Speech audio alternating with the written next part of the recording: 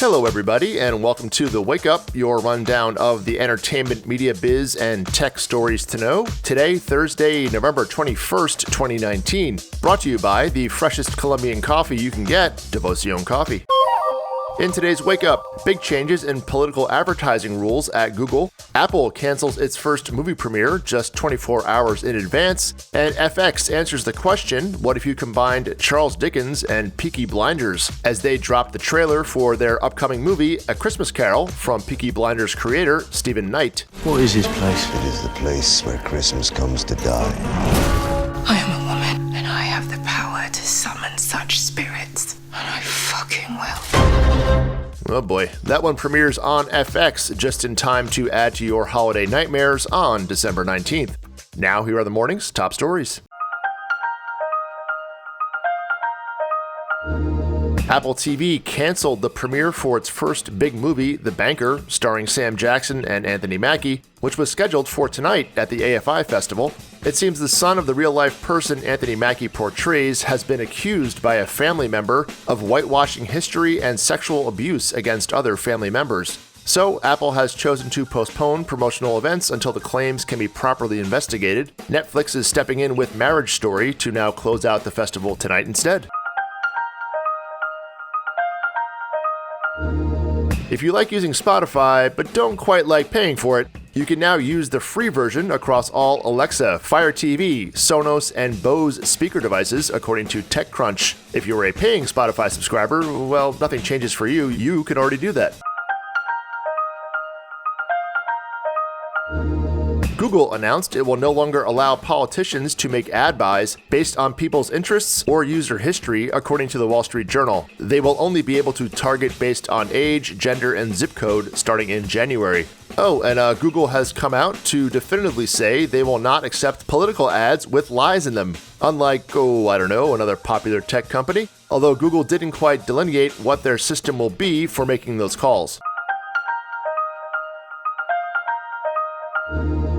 Did someone say Facebook? They've also made changes to their advertising platform. Don't worry, you can still lie in your political ads, but advertisers will now be able to create whitelists of approved publishers and video makers so that their ads will only appear in those venues. This essentially ensures that a brand's ads, or a politician's ads, won't appear in places that they don't want them to, like, say, on a Nazi fanboy Facebook page. That's not going to be good for business. That's not going to be good for anybody. Up next, the other stories. With a bunch of new series orders and a slew of renewals at ABC, some casting news including for Tina Fey's new NBC series, and the December slate of SNL hosts. But first, The Wake Up is brought to you by Devoción Coffee. Now, if you're having your morning cup of coffee, you may know it's freshly roasted. A lot of people print that on their bags, but what you don't know is when those coffee beans were picked off the trees. Depending upon the origin, that can be as much as 6 to 9 months. And we all know that coffee is better when it's fresh, and there's no fresher coffee you can get than Devoción Coffee. Devoción FedExes freshly picked beans from the mountains of Colombia every week to their headquarters in Brooklyn, freshly roasts them, and puts it in your coffee cup, often within just 2 weeks' time. They have 4 locations in New York, but if you live in LA, San Francisco, or anywhere, you can sign up for their subscription plan and they'll send you beans as often as you want. Every week, every 3 weeks, I'm more of a 2-week kind of guy, whatever you need. Go to devoción.com/wakeup and get 15% off your first order. That's Devoción, DEVOCION.com/wakeup. Get 15% off on me. Well, on Devoción, but it's kind of for me. Get yours today. And now the other stories. Netflix has given a series order to a show executive produced by John Wells and Margot Robbie called Made, according to The Hollywood Reporter. It's based on a best-selling memoir of a single mother who becomes a maid to make ends meet. Wells will produce the Netflix show from his overall deal at Warner Brothers Television. ABC has renewed all 6 of its primetime game shows for 2020. Card Sharks, Press Your Luck, Pyramid, Celebrity Family Feud, To Tell the Truth, and Match Game are the answers we were looking for. 5 of those 6 are produced by Fremantle. Walking Dead creator Robert Kirkman has sold a movie pitch to turn Dracula's henchman into a movie at Universal. The character and movie title is Renfield, although I think a title of Dracula's henchman would probably move a lot more tickets. It'll be directed by Rocketman director Dexter Fletcher. In your Quibi series announcement of the week, I was getting a bit worried there. It's taken until Thursday this week.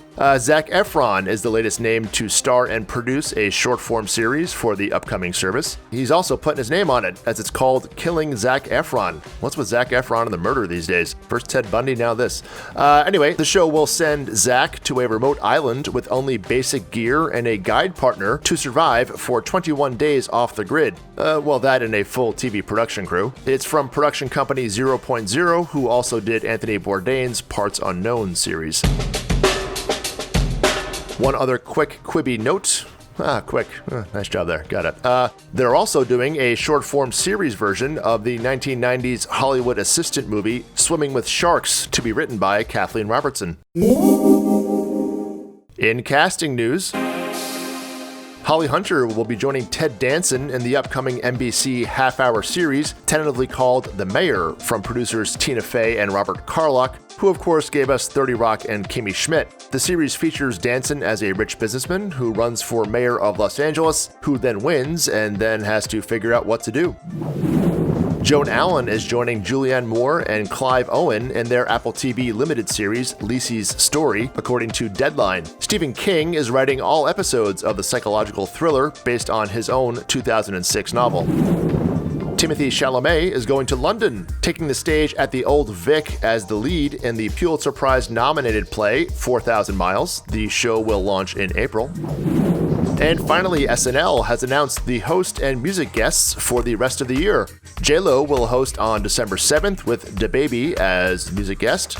December 14th sees the future Mrs. Colin Jost, Scarlett Johansson, and former One Directioner Niall Horan take the stage. And the show will round out on December 21st with previously announced host Eddie Murphy and newly announced music guest Lizzo. I do my hair talk, check my nails. Baby, how you feeling? An additional congrats going out to Lizzo for getting the most Grammy nominations yesterday with 8. So, have a great day, everyone. You too, Lizzo, and I'll see you all tomorrow.